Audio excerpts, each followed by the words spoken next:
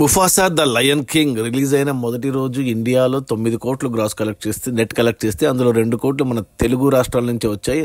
అందుకు కారణం మన మహేష్ బాబు డబ్బింగ్ చెప్పడమే ముఫాసా క్యారెక్టర్కి. ఇక నిన్న శనివారం రెండో రోజు కూడా మొదటి రోజు కంటే ఎక్కువ వచ్చే కలెక్షన్స్ ఇండియా మొత్తంగా చూసుకుంటే 10 కోట్లు వచ్చింది. మొదటి రోజు 9 కోట్లు వస్తే రెండో రోజు 10 కోట్లు. అందులో కూడా మరో 2 కోట్లు తెలుగు రాష్ట్రాల నుంచే వచ్చాయి. ఇండియాలో హయ్యెస్ట్ కలెక్షన్స్ మన తెలుగు రాష్ట్రాల నుంచే వస్తున్నాయి. సో 2 రోజుల్లో ఈ సినిమా 19 కోట్లు నెట్ కలెక్ట్ చేస్తే ఇండియాలో అందులో 4 కోట్లు మనకు తెలుగు రాష్ట్రాల నుంచి వచ్చాయి. దానికి కారణం ఒకే ఒకడు మహేష్ బాబు. సినిమా నేను చూశాను, నేను ఇంగ్లీష్లో చూశాను, తెలుగులో 2 సార్లు చూశాను. నాకు పిచ్చగా నచ్చింది Mahesh Babu voice over and cinema కూడా బాగుంది కాబట్టి.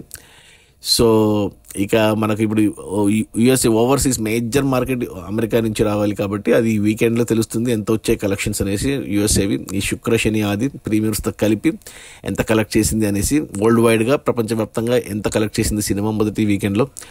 బడ్జెట్ ఏమో $200 మిలియన్, అంటే మన కరెన్సీలో చెప్పాలి అంటే 1600 కోట్లు ఇప్పుడున్న డాలర్ ఎక్స్చేంజ్ రేట్ చూసుకుంటే.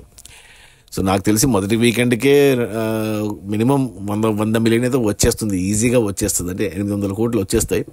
ఇక క్రిస్మస్ హాలిడేస్ వాటిల్లో మిగతా 200 మిలియన్, ఇంకా పైన $500 మిలియన్ వరకు 500 మిలియన్ అయితే కన్ఫర్మ్డ్గా వస్తాయి సినిమాకు. ఇక 1 బిలియన్కి వెళ్తుందా లేదా అనేది చూడాలి.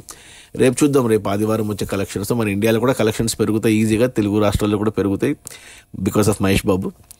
చూడాలి మరి. మొత్తానికి 2 రోజుల్లో ఇండియా వరకు చూసుకుంటే 19 కోట్లు నెట్, అందులో 4 కోట్లు మన తెలుగు రాష్ట్రాల నుంచే. ఇక ఈ ఆదివారం ఈరోజు ఇక రచ్చ ఉంటుంది. ఇక 10 కోట్ల పైనే వస్తుంది నెట్ కన్ఫర్మ్డ్గా.